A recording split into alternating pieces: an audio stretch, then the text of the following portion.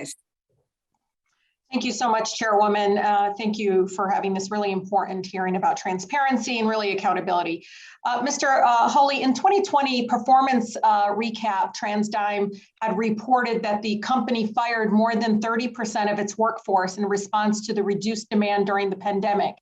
Has TransDigm rehired all of the people that they laid off in 2020, yes or no?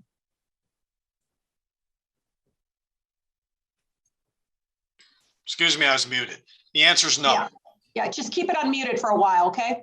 TransDigm also stated that it was, quote, implementing unpaid furloughs and salary reductions across the organization. So, Mr. Holy, as we sit here today, has TransDigm restored the employees who furloughed or had their salaries cut in 2020, yes or no? I don't know the answer to that in all cases. Okay, please send the answer later to the committee. Yeah, the commercial airline which is yeah, but Mr. Holy, okay, I'm trying to get to a point. You can explain it in your response. Mr. Holy, in 2020, in response to the pandemic, you gave up about 2% of your total compensation, correct? I gave up something, I don't remember the percent. Okay, it's 2%. At the same time, TransDigm reported to the SEC that your total compensation in 2020 was just over $68 million, including dividends and option awards. So while TransDigm was laying off employees and cutting salaries, it was paying you more than $68 million, even when accounting for the measly 2% of your salary that you gave up. So Mr. Holy, are you aware that you received more than compensation than the CEOs of Raytheon, Boeing, and Lockheed Martin combined? Combined, yes or no? I don't know what their... Well, my colleague showed you a chart. I don't know what their compensation is. Can you repeat the question? I'm trying to find where we can get the money that you owe the American people. So I'm trying to get to a point. Repeat the question to me about compensation, just so I can answer it carefully. About the do you know that you receive more compensation than the CEOs combined of Raytheon, Boeing, and Lockheed Martin? I don't know their compensation. That's right.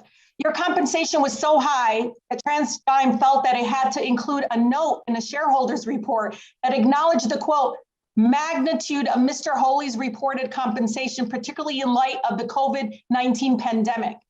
So, Mr. Stein, before we go on, Chairwoman, can I submit for the record the compensation charts, please?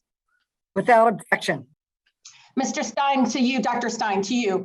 You received about $22 million in total compensation in 2020 after forfeiting about 25% of your salary, correct?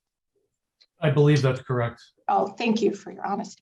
So to recap, at the time when the American families were and still are struggling with the financial burden of the pandemic, TransDigm paid two executives here today around $90 million, while at the same time laying off, furloughing, cutting the salaries of its other employees. $90 million, I might add, that TransDigm got by screwing over the American people. Sadly, TransDigm is not unique. You just got caught. I know that we're talking about one company, but know that for me, this is the perfect, you all are the perfect poster child of an out of control defense budget that puts the interests of wealthy, well-connected people like yourselves ahead of the best interests of the American people.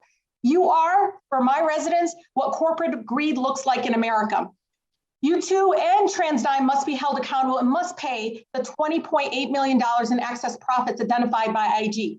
I would recommend that it comes out of your salaries as your last act before you both resign in disgrace. I would also add on and call on the Department of Defense as a whole to ensure that not a single cent of taxpayer money ever goes to a business run by either of these folks again.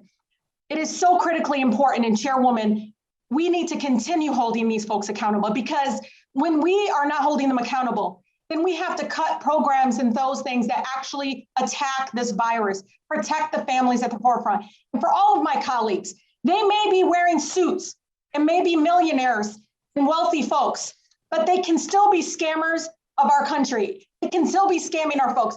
I wish you would all treat them the same way you would if somebody was on food assistance and they didn't maybe qualify. Whatever it is, the fact of the matter is we need to hold them accountable equally. It's the same as we would hold anybody coming before our committee, again, that used their resources and undermining and also scamming the system to basically make a profit off of all of us. So I thank you and I yield. Lady yields back. Gentlemen.